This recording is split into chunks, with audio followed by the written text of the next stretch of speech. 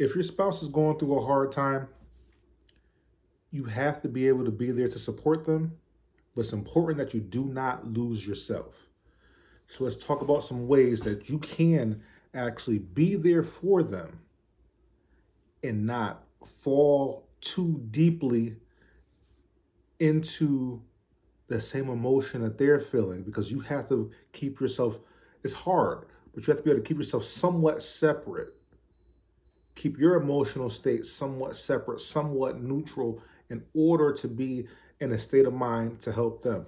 So the first thing I would recommend is that you pray with them and not pray for them.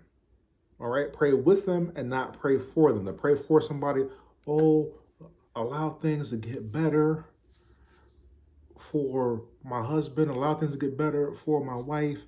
Lord, touch them, remove any pain that they're feeling in their heart, and you're doing that separately.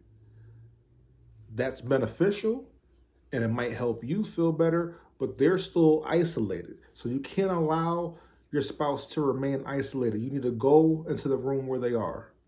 You need to go to, if they're sitting in the car too long. People are probably going to fry me for this, but they're sitting in the car too long, and you know that that's one of their things when they're going to a dark place. They're just going to sit in the car when they come home from work. Get in the passenger side. Grab that hand. Now ask them. Don't just go and go, oh, I'm going to grab it and start speaking in tongues. Some of y'all be too deep. Hey, is it all right if we pray?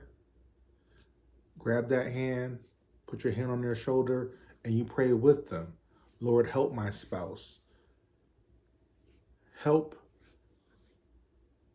him or her to, depending on if you're a wife or you're a husband, help him or her to overcome this challenge. Help us as a married couple. Give us the strength to persevere through this, Father. Strengthen us, strengthen our communication during this period, Father. Be an ever-present help in times of trouble. And you just go down and you pray for whatever you and your spouse needs, but you pray with them when you guys pray together. All right? Praying together, there's a power in coming together, right? Where 2 or 3 are gathered, I will be in the midst. I'm paraphrasing that, but that's biblical. If you can come together and be on one accord, that will be a source of strength for you. God will come and help you even the more. He's going to help you regardless. He's going to help you even the more if you guys can come together and pray together instead of praying separately. Remember, you guys are a unit. You guys are one. So you're going to bombard heaven together. The next thing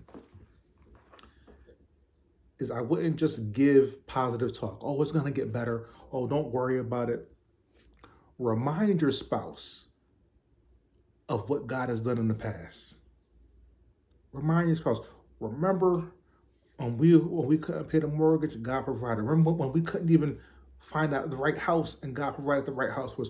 Remember when you were laid off and He provided for us during that whole period.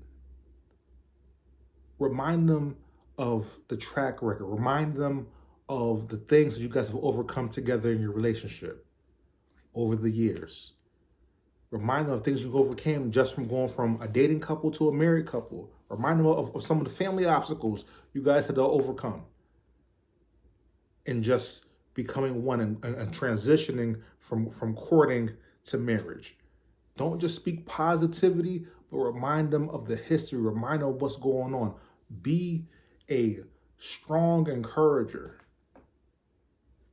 and relying on some facts of what has happened in the past. So that way that helps them slowly pull them out of wherever they are. And like, yeah, that's right. And pulls them into that memory. That memory of, and it all worked out. And I remember how stressed I was. I remember how mad I was. I remember how sad I was. And now I can barely even remember. I forgot that even happened until you brought it up.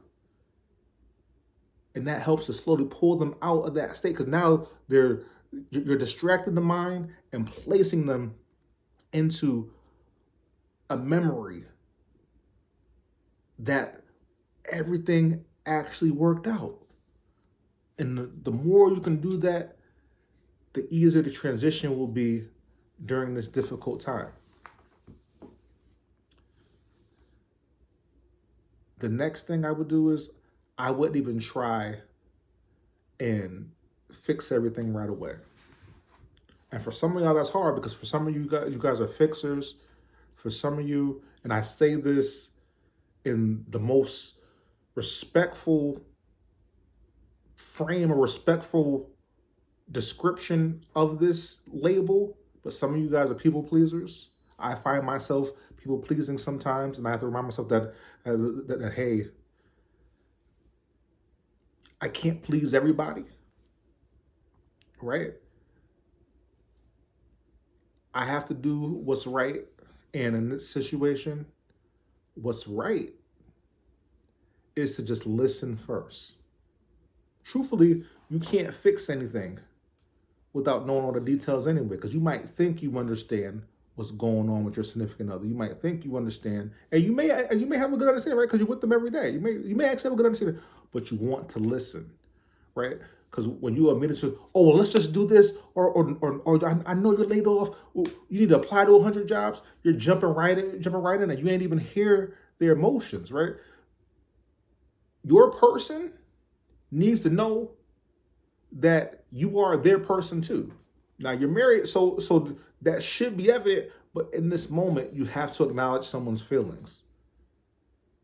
So it's not just, hey, what are you feeling?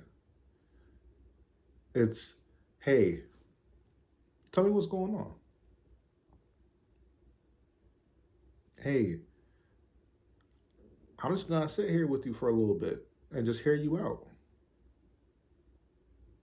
And you sit and you do more listening. Remember, we have 2 ears and 1 mouth. So you should do double the listening to your talking. Listen, hear them out, hear their emotional state, hear the pain, hear some of the agony. Some of it's gonna be tough, but listen and hear some of it and just be present with them so they know that you're there with them. They know that you're in it with them. Listen, there's some folks, sometimes I'm like this. Sometimes I don't even need a solution. I just need you to sit with me, right? That's what I tell my wife. I actually need you to just sit with me for a little bit. And sometimes we don't have to say anything. Just sit with me for a little bit, and just having someone that I know that is truly loving me and supporting me, sometimes that's enough for me to feel better, for me to feel comforted. So you have to understand what comforts your spouse and provide that comfort before you provide lip service. All right? Before you get to talk, before you go, oh, we could do this, we could do, before you get to strategizing. Make sure that they're even in a space mentally to be able to strategize. All right? And most of all, and I think this kind of ties everything up, most of all, remember that when your spouse is going through a difficult season, that you're called to be an encourager, and you're called to love on them.